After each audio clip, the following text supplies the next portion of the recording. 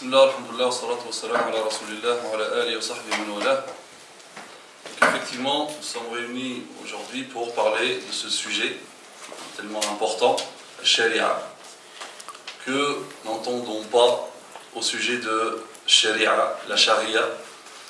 Donc quand on parle de ce mot qui fait peur, donc sharia, qui dit sharia, donc dit taliban, qui dit taliban dit donc châtiment corporel, couper les mains, lapider les femmes.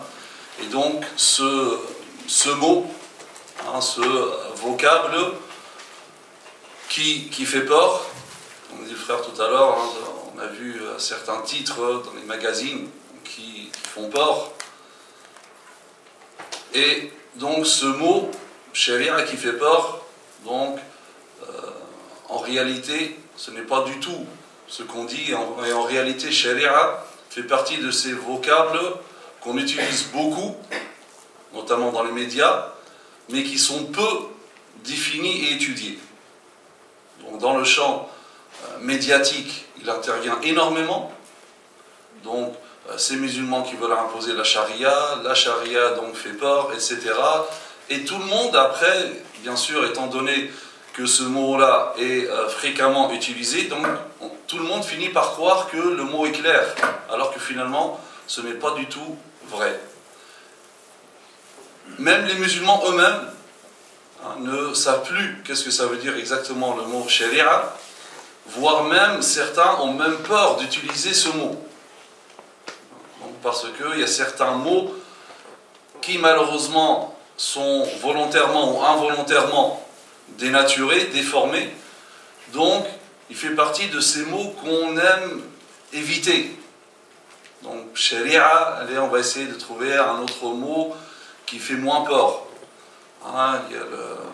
Après, il y a d'autres mots de ce genre, comme djihad par exemple. Le djihad, il ne faut plus parler de mot djihad, ça fait peur.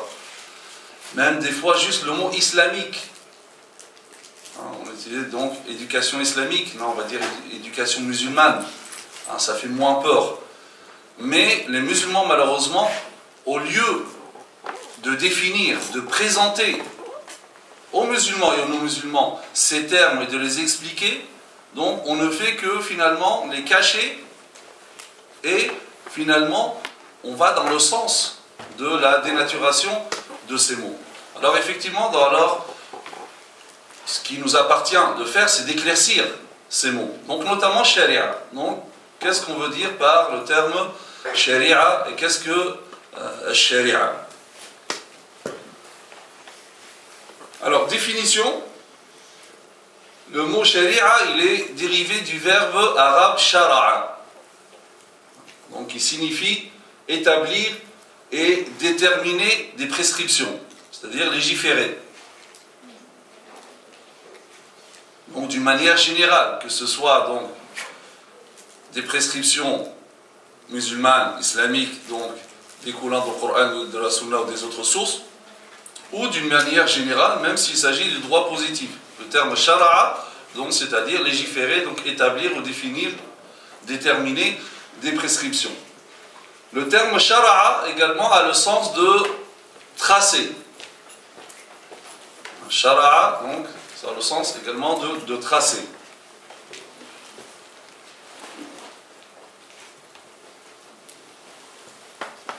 Shara'a, c'est aussi déterminer aux gens ce qu'ils peuvent faire et ne pas faire, d'une manière générale.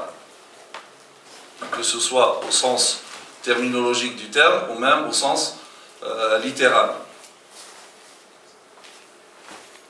Al-Qurtubi, rahimahullah, dit dans son tafsir, dans son exégèse, il dit les mots shara'a et sharia se rapportent à la voie qu'on emprunte pour être sauvé.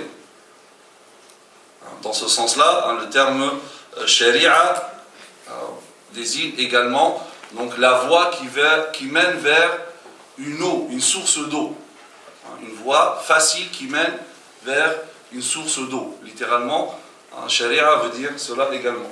Donc au sens étymologique, la sharia est la voie qui mène à l'eau. La sharia signifie également les prescriptions que Dieu a établies pour ses serviteurs. Le mot sharia veut dire la grande route. Ça, donc, C'est ce que dit Qurtubi, ce grand savant andalou, dans son tafsir. On peut dire aussi que le terme sharia, c'est dans le sens d'éclaircir. Donc sharia, donc le verbe shara'a, c'est aussi dans le sens d'éclaircir ou d'exposer clairement.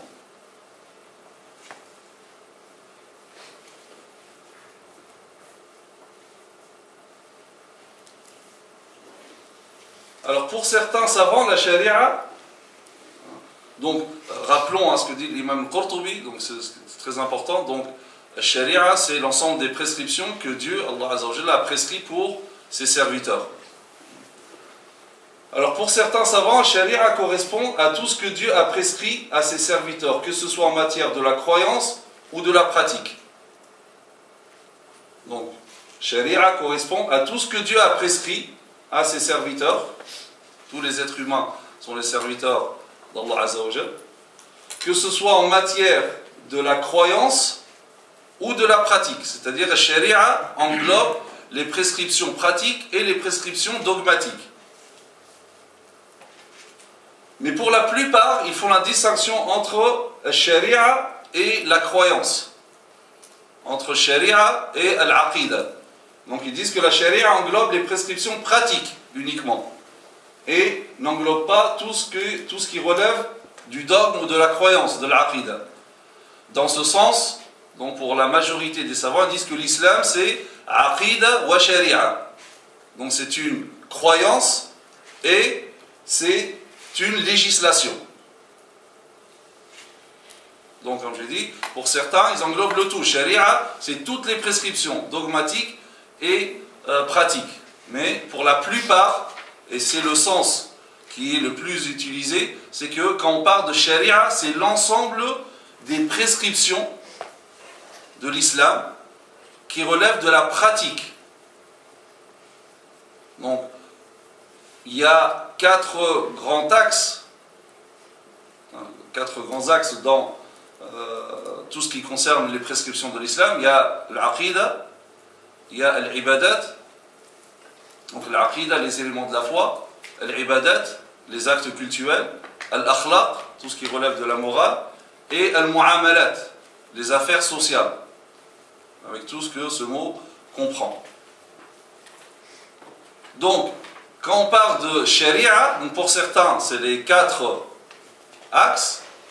Pour d'autres, ou pour la plupart, donc c'est que les trois. Donc il y a l'ibadat, les actes cultuels, l'akhlaq, donc la morale, et tout ce qui concerne les affaires sociales et les rapports sociaux.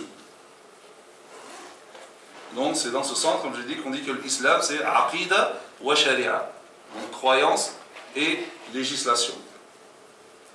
Alors les domaines d'application de la sharia, on verra ça en plus de détails lorsqu'on parlera des caractéristiques générales de la sharia. L'une des caractéristiques c'est la globalité, et ceci se manifeste à travers ces domaines d'application de la sharia.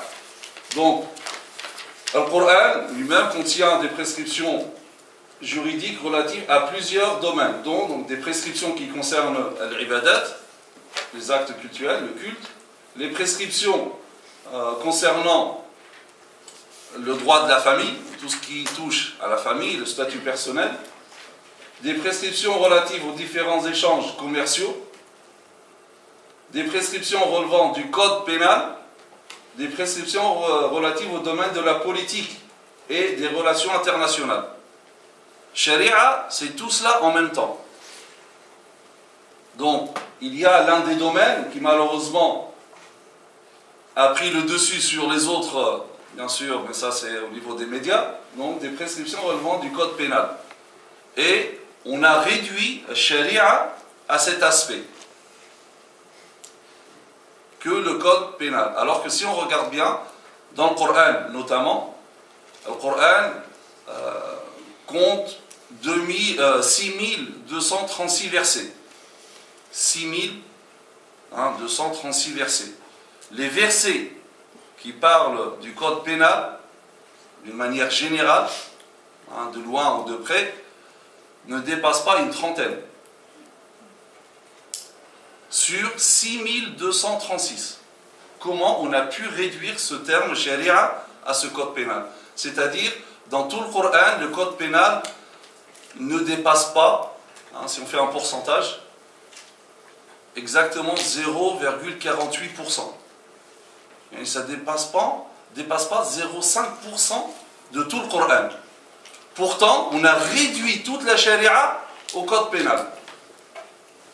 Donc, on voit que c'est vraiment une dénaturation claire, évidente de ce terme.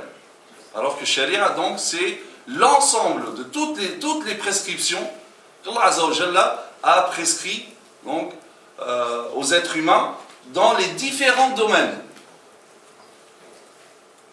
Donc, vraiment limiter la charia au code pénal, c'est vraiment une compréhension erronée et réductrice de la charia. Alors quand on parle de charia, il y a un autre mot aussi qui peut intervenir, c'est le fiqh, le droit musulman. Alors est-ce que charia c'est le fiqh, ou est-ce qu'il y a une nuance entre les deux? Alors comme on l'a défini, la charia, essayez de retenir en particulier cette définition, donc au sens terminologique, la charia correspond à l'ensemble des lois que Dieu a prescrit à ses serviteurs à travers le Coran et la Sunna, et à travers ce qui en découle comme le consensus, l'ijma', le raisonnement par analogie, le qiyas et les autres sources du droit musulman. Donc la charia correspond donc à la loi divine, dans ce sens. Donc charia correspond à l'ensemble des lois, toutes les lois concernant tous les domaines. Donc, les lois que Dieu a prescrites à ses serviteurs à travers le Coran et la Sunna, donc ça c'est des lois donc, prescrites directement par le Coran ou la Sunna, ou indirectement par les autres sources de la législation. Donc pour bien comprendre aussi Sharia, il serait intéressant également plus tard d'aborder ce sujet des sources législatives de l'islam. Donc il y a forcément le Coran et la Sunna qui sont les deux sources principales. Toutes les autres sources découlent de ces deux sources principales. Et quand on dit donc Allah Azza wa Jalla a établi ces lois-là, c'est soit directement à travers le Coran ou la Sunna, soit d'une manière indirecte selon les autres sources, mais étant donné que les autres sources se réfèrent directement au Coran et à la Sunna, donc c'est pour cela qu'on dit que toutes ces sources également donc font partie de, ou bien toutes les prescriptions énoncées à travers les autres sources font partie également de la charia.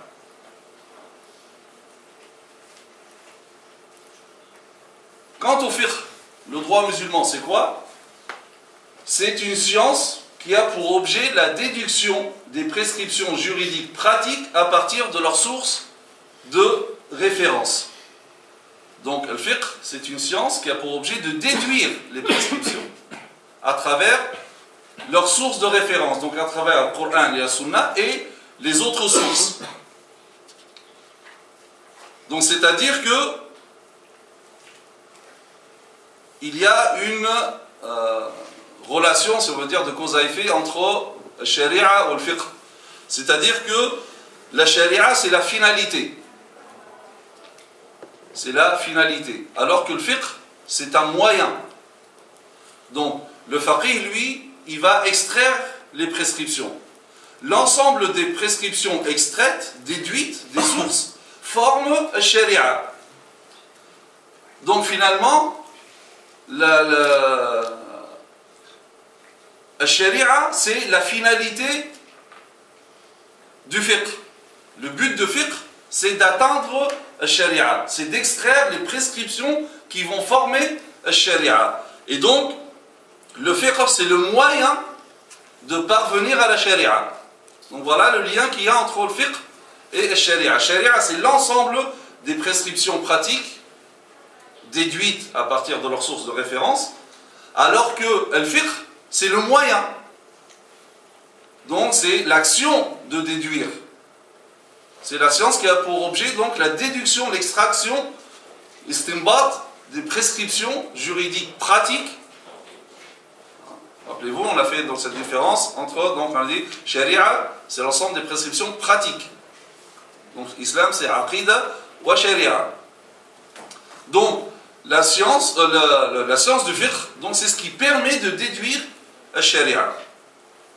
D'accord? Donc les fuqaha, les mujtahid, lorsqu'ils vont faire leurs efforts de réflexion personnelle, ijtihad, par rapport à certaines questions, les prescriptions qui vont en sortir, tout cela, ça fait partie de sharia.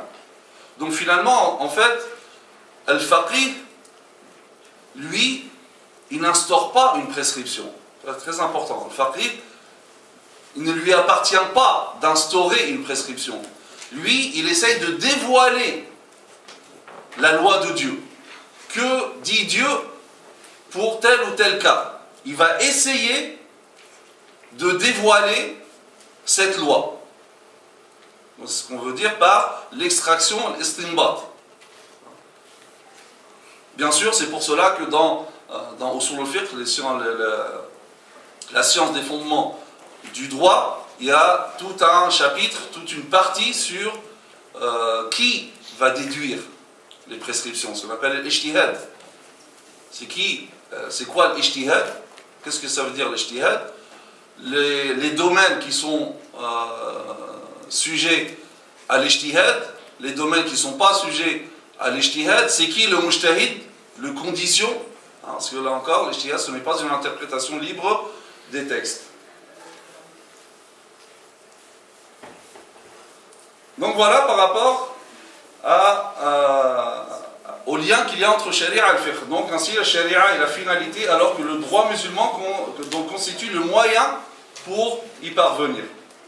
Maintenant, pour bien comprendre sharia, c'est bien de faire une comparaison entre sharia et le droit, ce qu'on appelle le droit positif, les lois humaines.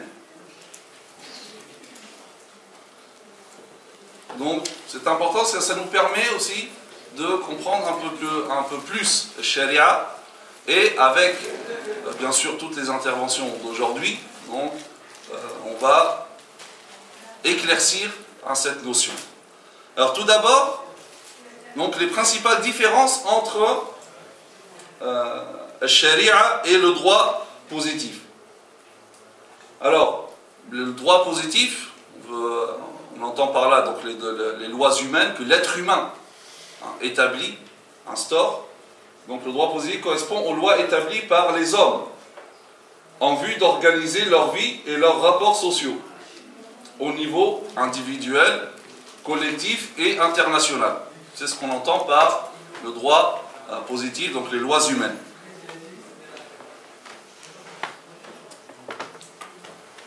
Alors déjà il y a un point commun, c'est que ce soit les lois humaines ou les lois divines, donc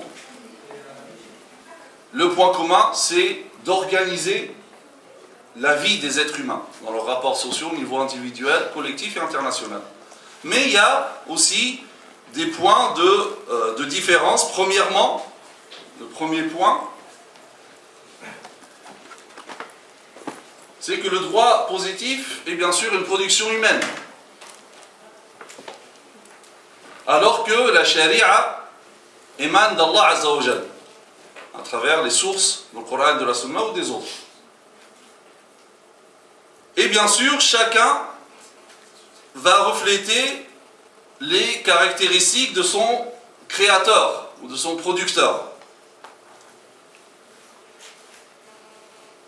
Ainsi, donc le droit positif, qui est une production humaine, donc il reflète l'imperfection de l'être humain et sa faiblesse.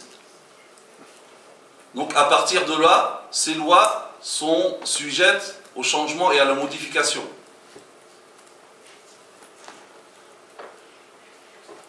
Et vont se développer en fonction du développement du groupe, à un niveau imprévisible d'ailleurs.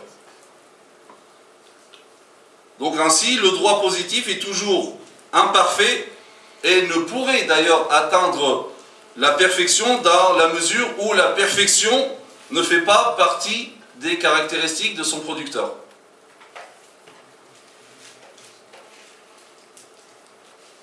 Donc c'est pour cela que ça ne sert à rien d'attendre la perfection de n'importe quel parti politique. C'est pas possible. Oui, mais il n'y a rien qui change, et il n'y a rien qui changera. C'est l'être humain, ça reflète son imperfection. Il ne faut pas attendre la perfection, hein, et elle ne va pas arriver de l'être humain, parce que ça ne fait pas partie de ses caractéristiques. Et on n'a jamais entendu d'ailleurs un parti ou quoi que ce soit dire que il prétend détenir la perfection et que les lois qu'il établit sont parfaites. Alors que la Sharia, elle, émane d'Allah Azza wa Jal. Donc, elle reflète l'omnipotence, l'omniscience de son créateur. Ça reflète donc la perfection et l'omniscience d'Allah Azza wa Jal. Donc, ces lois n'ont nullement besoin ni de changement, ni de modification, quel que soit donc le changement que puisse subir l'espace, le temps, et quel que soit le développement de l'être humain.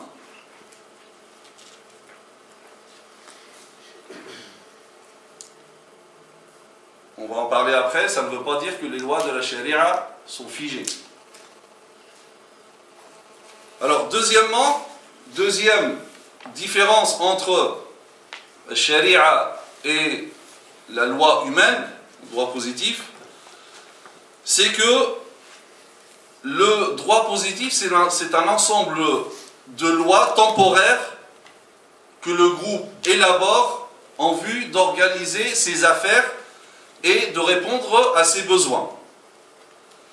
Donc, c'est un ensemble de lois qui répond aux besoins présents du groupe. C'est-à-dire que le droit ou les lois humaines sont toujours en retard par rapport au groupe. S'ils sont au niveau du groupe aujourd'hui, ils seront en retard demain.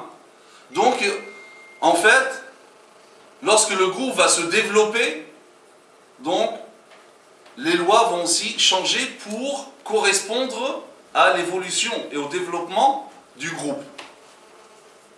Donc, les lois vont changer, vont se développer en fonction du développement du groupe. Donc, le groupe instaure une loi. Ensuite, donc, cette loi va correspondre aux intérêts du groupe présent. Mais, au fur et à mesure que le groupe va se développer, ces lois ne vont plus correspondre. Donc, il va falloir changer de loi pour que la loi arrive au niveau du groupe. C'est comme ça que ça marche dans le droit positif. Le but, c'est d'organiser et de stabiliser la société. C'est-à-dire qu'il peut y avoir donc quelque chose d'interdit. C'est interdit à un moment T. Ensuite, avec le temps, donc la société se développe, des mutations, cette chose qui est à la base interdite commence à se répandre et commence à s'imposer comme fait. Là, ça crée quoi? Étant donné que c'est hors la loi. Donc ça crée quoi? Une instabilité dans la société. Comment on va gérer cette instabilité? Comment? On va la légaliser. Donc, voilà, cette loi donc, a été modifiée. Tout ça pour stabiliser la société. Peu importe cette loi ou cette chose qu'on a légalisée, qu'elle soit bonne ou mauvaise, et d'ailleurs, cette notion de bon et de mauvais n'existe pas. Tout ce qui importe, c'est de stabiliser la société. D'accord? Quand on parle du développement de la société, peu importe la direction de ce développement. Alors que Sharia, donc le point commun, comme j'ai dit tout à l'heure, Sharia aussi donc, élabore des lois pour organiser, pour stabiliser la société. Et d'ailleurs, l'une des finalités, le Cheikh Ahmed Jabal va en parler tout à l'heure, mais juste une allusion à cela, le Cheikh Mohamed Tahir Ben Achour, dans son livre Les finalités de la législation, il dit que la grande finalité de Sharia, c'est donc l'organisation de la communauté, l'Ummah, et le maintien de cet ordre. Donc il y a un point commun. Par contre, la différence, c'est que les lois de la législation sont éternelles. et elle ne change pas en fonction du changement de la société ou du groupe.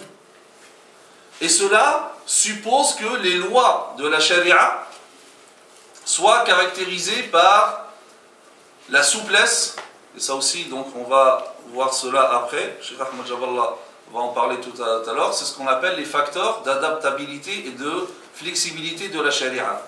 Donc il faut qu'il y ait des facteurs qui font en sorte que la charia puisse s'adapter à n'importe quel contexte.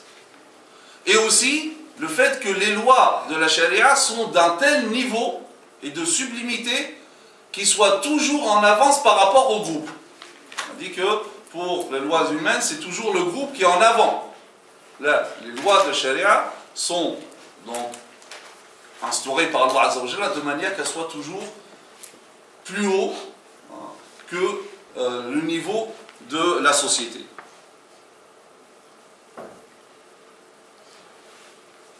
Troisième différence,